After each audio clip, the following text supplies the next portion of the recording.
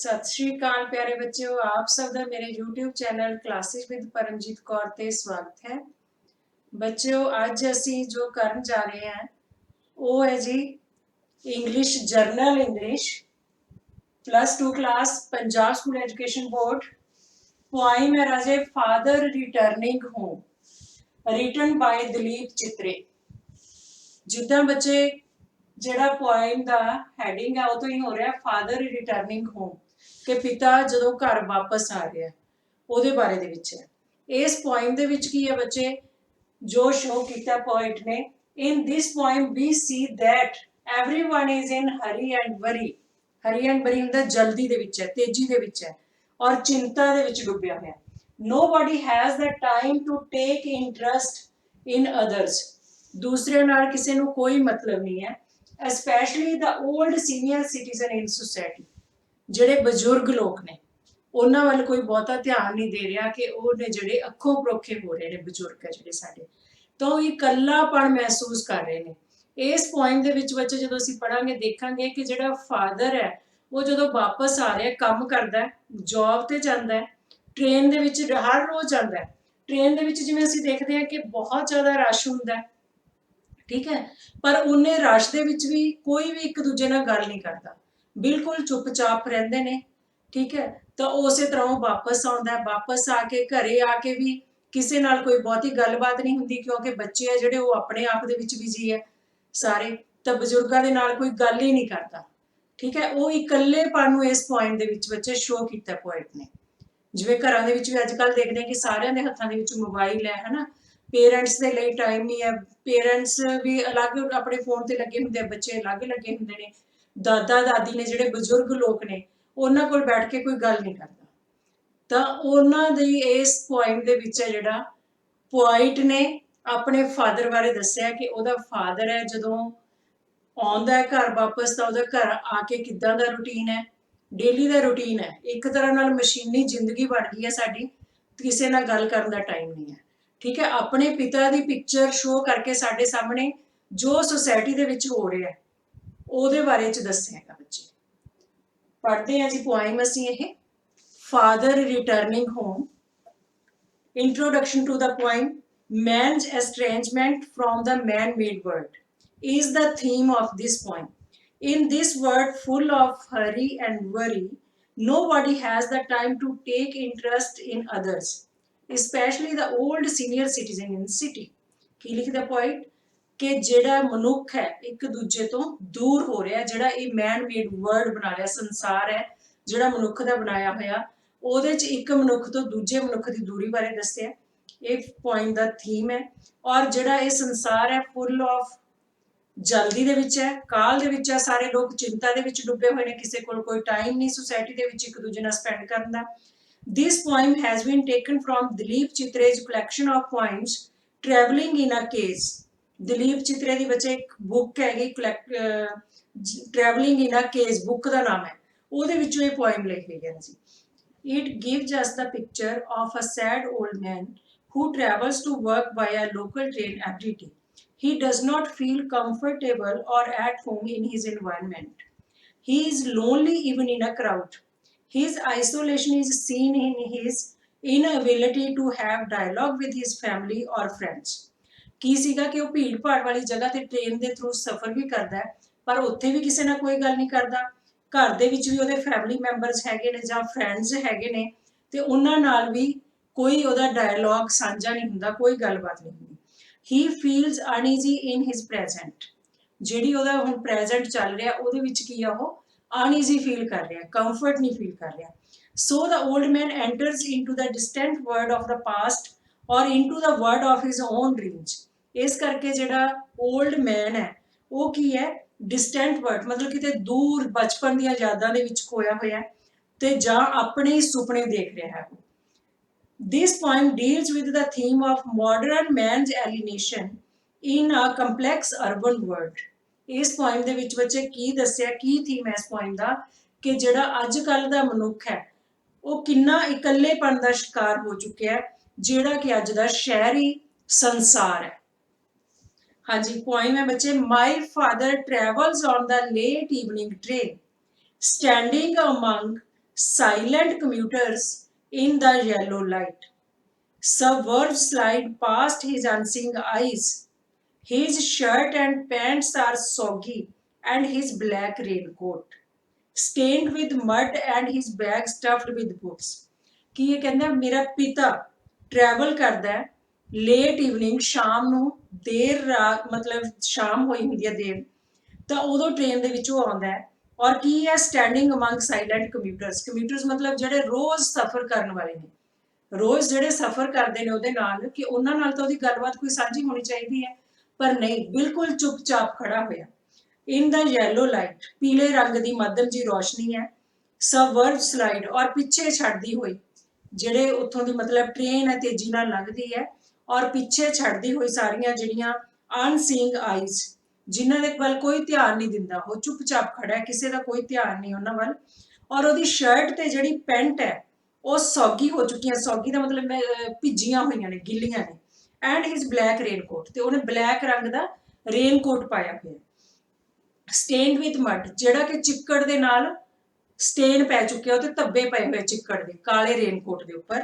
And his bag stuffed with books ਤੇ ਉਹਦਾ ਜਿਹੜਾ ਥੈਲਾ ਉਹਦੇ ਕੋਲੇ ਪੂਰਾ ਬੈਗ ਹੈ ਉਹਦਾ ਉਹ ਬੁక్స్ ਦੇ ਨਾਲ ਭਰਿਆ ਹੋਇਆ ਸਟਫਡ ਵਿਦ ਮਤਲਬ ਕਿ ਪੂਰਾ ਭਰਿਆ ਹੋਇਆ ਇਦਾਂ ਲੱਗਦਾ ਕਿ ਉਹ ਫਟ ਹੀ ਜਾਏਗਾ ਥੈਲਾ ਉਹਦਾ ਕਿਤਾਬਾਂ ਨਾਲ ਭਰਿਆ ਹੋਇਆ ਇਜ਼ ਫਾਲਿੰਗ ਅਪਾਰਟ ਡਿੱਗਦੀਆਂ ਹੋਈਆਂ ਮਹਿਸੂਸ ਹੁੰਦੀਆਂ ਕਿਤਾਬਾਂ ਉਹਦੇ ਵਿੱਚੋਂ ਹਿਸ ਆਈਜ਼ ਡਿਮਡ ਬਾਈ ਏਜ ਤੇ ਉਹਦੀਆਂ ਜਿਹੜੀਆਂ ਅੱਖਾਂ ਦੀ ਰੋਸ਼ਨੀ ਆ ਉਹ ਮੱਧਮ ਹੋ ਚੁੱਕੀ ਹੈ ਕਾਹਦੇ ਕਾਰਨ ਏਜ ਦੇ ਕਾਰਨ ਬੱਚੇ ਫੇਡ ਹੋਮਵਰਡ ਥਰੂ ਦਾ ਹਿਊਮਿਡ ਮੌਨਸੂਨ ਨਾਈਟ ਕੀ ਹੈਗਾ ਮੌਨਸੂਨ ਨਾਈਟ ਹੈ ਮਤਲਬ ਮੌਨਸੂਨ ਦੀ ਰਾਤ ਹੈ ਨਮੀ ਦੀ ਭਰੀ ਹੋਈ ਹੈ ਹਿਊਮਿਡ ਹੁੰਦਾ ਨਮੀ ਦੀ ਭਰੀ ਹੋਈ ਮੌਨਸੂਨ ਰਾਤ ਨੂੰ ਔਰ ਉਹ ਘਰ ਵਾਪਸ ਆ ਰਿਹਾ ਉਹਦੀਆਂ ਅੱਖਾਂ ਦੀ ਰੋਸ਼ਨੀ ਮੱਧਮ ਪਈ ਹੋਈ ਆ ਉਹਨੂੰ ਦਿਖ ਨਹੀਂ ਚੰਗੀ ਤਰ੍ਹਾਂ ਰਿਹਾ now I can see him getting off the train ਕਹਿੰਦਾ ਹੁਣ ਮੈਂ ਉਹਨੂੰ ਦੇਖ ਰਿਹਾ ਕਿ ਉਹ ਟ੍ਰੇਨ ਤੋਂ ਨੀਚੇ ਉਤਰ ਰਿਹਾ getting off the train like a bird dropped from a long sentence ਕਿਸ ਤਰ੍ਹਾਂ ਬੱਚੇ ਜਿਵੇਂ ਇੱਕ ਲੰਬੇ ਸੈਂਟੈਂਸ ਦੇ ਵਿੱਚੋਂ ਇੱਕ ਸ਼ਬਦ ਡਿੱਗ ਕੇ ਬਾਹਰ ਆ ਗਿਆ ਹੋਵੇ ਇੱਥੇ ਬੱਚੇ ਪੋਇਮ ਦੇ ਵਿੱਚ ਸਿਮਿਲੀ ਯੂਜ਼ ਕੀਤੀ ਗਈ ਹੈ ਜਿਹੜੇ ਇਹ ਲਾਈਨ ਹੈਗੀ ਹੈ ਨਾ I can see him getting off the train like a bird dropped from a long sentence ਤਾਂ ਜਿਹੜਾ ਤੁਹਾਨੂੰ ਸੈਂਟੈਂਜਾ ਆਉਂਦਾ ਉਹਦੇ ਚ ਕੁਐਸਚਨ ਆ ਜਾਂਦਾ ਹੈ ਇਹ ਲਾਈਨ ਦੇ ਕੇ ਪੁੱਛਿਆ ਜਾਂਦਾ ਜੀ right the figure of speech ਕਿ ਕਿਹੜੀ ਫਿਗਰ ਆਫ ਸਪੀਚ ਯੂਜ਼ ਹੋਈ ਹੈ ਤਾਂ ਇੱਥੇ ਬੱਚੇ ਸਿਮਿਲੀ ਯੂਜ਼ ਕੀਤੀ ਗਈ ਹੈ he hurries across the length of the grey platform ਕੀ ਕਰਦਾ ਹੈ ਤੇਜ਼ੀ ਦੇ ਨਾਲ ਕਿਉਂਕਿ ਦੱਸਿਆ ਨਾ ਪਹਿਲਾਂ ਵੀ ਕਿ ਸਾਰੇ ਹੀ ਹੈ ਜਿਹੜੇ ਉਹਨਾਂ ਨੂੰ ਬਹੁਤ ਕਾਲੀ ਲੱਗੀ ਹੋਈ ਹੈ ਉਸੇ ਤਰ੍ਹਾਂ ਕਹਿੰਦੇ ਮੇਰਾ ਫਾਦਰ ਵੀ ਕਾਲੀ ਜਿਹੜੇ ਗ੍ਰੇ ਪਲੇਟਫਾਰਮ ਹੈ ਗ੍ਰੇ ਪਲੇਟਫਾਰਮ ਕਿਉਂ ਕਿਹਾ ਕਿਉਂਕਿ ਪਲੇਟਫਾਰਮ ਤੇ ਹਨੇਰਾ ਹੋ ਚੁੱਕਿਆ ਹੈ ਤਾਂ ਜਿਹੜਾ ਪਲੇਟਫਾਰਮ ਹੈ ਉਹਨੂੰ ਤੇਜ਼ੀ ਦੇ ਨਾਲ ਪਾਰ ਕਰਦਾ ਹੋਇਆ ਕ੍ਰਾਸ ਦਾ ਰੇਲਵੇ ਲਾਈਨ ਤੇ ਰੇਲਵੇ ਲਾਈਨ ਨੂੰ ਕ੍ਰਾਸਿਸ ਕਰ ਜਾਂਦਾ ਹੈ ਐਂਟਰਸ ਦਾ ਲੇਨ ਤੇ ਗਲੀ ਚ ਪੈ ਜਾਂਦਾ ਹੈ ਗਲੀ ਕਿੱਥੇ ਜਿਹੜੀ ਉਹਦੇ ਘਰ ਨੂੰ ਜਾ ਰਹੀ ਹੈ his chappals are sticky with mud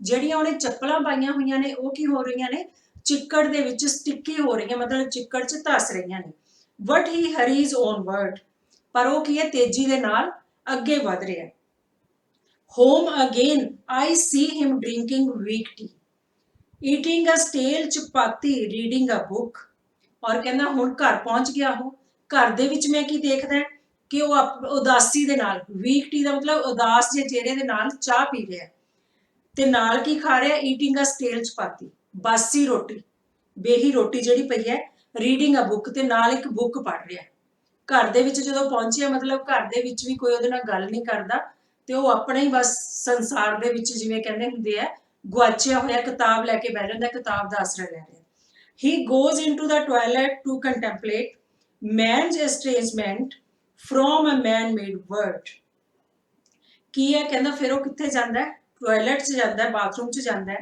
ਔਰ ਕੀ ਕਰਦਾ ਹੈਗਾ man's estrangement from a man-made world ਕਿ ਜਿਹੜਾ ਮਨੁੱਖ ਦਾ ਬਣਾਇਆ ਹੋਇਆ ਸੰਸਾਰ ਹੈ ਉਹਦੇ ਵਿੱਚ ਕੀ ਹੈਗਾ ਮਨੁੱਖ ਹੀ ਇੱਕ ਦੂਜੇ ਦਾ ਦੋਸਤ ਨਹੀਂ ਹੈ ਅਨਫ੍ਰੈਂਡਲੀ ਹੋ ਚੁੱਕੇ ਆ ਸਾਰੇ coming out he trembles at the sink ਉਹ ਤੋਂ ਬਾਹਰ ਆ ਕੇ ਫਿਰ ਉਹ ਕੀ ਕਰਦਾ ਸਿੰਕ ਤੇ ਆਪਣੇ ਹੱਥ ਧੋਣ ਲੱਗਦਾ ਔਰ ਕੀ ਕਰ ਰਿਹਾ ਕੰਬ ਰਿਹਾ ਉਹ ਮਤਲਬ ਪਾਣੀ ਨੂੰ ਠੰਡਾ ਲੱਗ ਰਿਹਾ ਜਾਂ ਕਿ ਕੰਬ ਰਿਹਾ ਮਤਲਬ ਇਕੱਲੇਪਣ ਦੇ ਕਾਰਨ the cold water running over his brown hands ਤੇ ਠੰਡਾ ਪਾਣੀ ਉਹਦੇ ਹੱਥਾਂ ਦੇ ਉੱਪਰ ਦੀ ਪੈ ਰਿਹਾ a few droplets clinch to the greying hairs on his रिस्ट्स।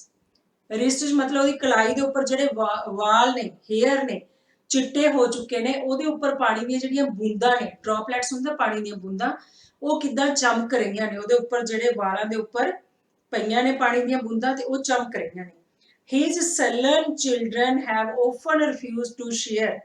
sullen ਦਾ ਮਤਲਬ bad behavior, ਠੀਕ ਹੈ, ਉਹਦੇ ਜਿਹੜੇ ਕਹਿੰਦੇ bad behavior ਵਾਲੇ ਬੱਚੇ ਨੇ ਉਹ ਕੀ ਕਰਦੇ ਨੇ, ਰਿਫਿਊਜ਼ ਕਰਦੇ ਨੇ, ਰਿਫਿਊਜ਼ ਟੂ ਸ਼ੇਅਰ, ਕਿ ਉਹਦੇ ਨਾਲ ਕੋਈ ਗੱਲ ਸ਼ੇਅਰ ਹੀ ਨਹੀਂ ਕਰਦੇ।